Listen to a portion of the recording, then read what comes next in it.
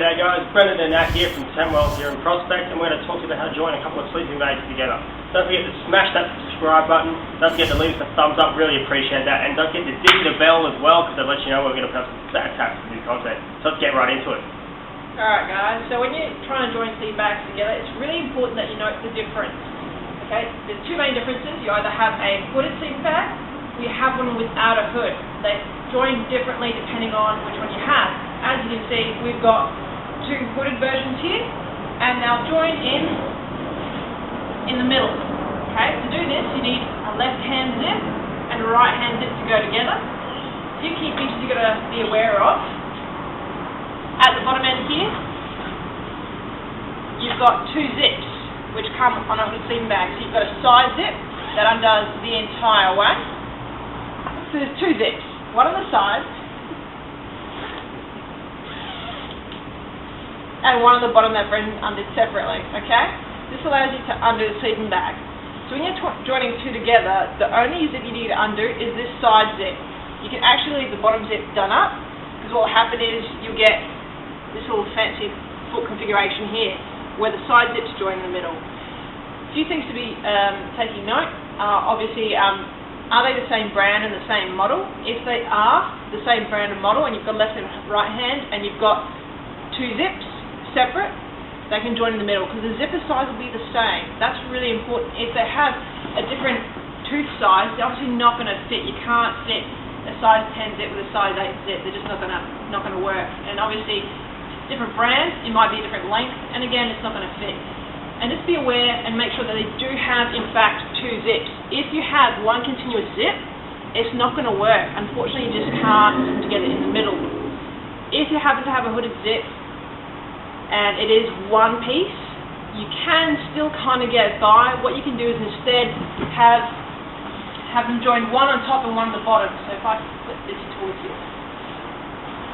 what you'll do is you'll instead zip the two sleeping bags around the edge if they both are one single continuous zip. What you'll end up with though is obviously one of them you'll have a hood in your face. So whoever likes to have their head covered at night, that's probably your side. While the other person will have the hood underneath them. Okay, so just be aware you can still kind of get away with it, but it's just not going to be as nicely as we have set up here. Alright, so if you love your partner, you like being cozy, go for the hooded sleeping bags with a zip in the middle, because you'll be nice and cozy. However, if you get overly hot and your partner gets overly cold, this is not the best setup for you. So we'll show you the other zip setup now. So here we have got the non-hooded sleeping bag, one zip. These are actually both Coleman's, but they're different models. Remember how I said you can join different models as long as they have the same zip size. This is a Pilbara C-5, and on top here we have the Pilbara Cozy Fit C0. One zip. I'm going to pass that to you, Brendan, if you can continue that one on. Thank you. So we've undone the bottom one first, undone the top one. I'm going to give one side to Brendan, I'm going to take the other, and what you'll notice is the zips are down the bottom, one for each side. One sleeping bag goes on the bottom, one goes on top, and they zip around the edges. So what happens is, when you're sleeping with your partner, and if you get too hot, you can actually unzip your side and not overheat and not get too toasty without letting your partner get really cold.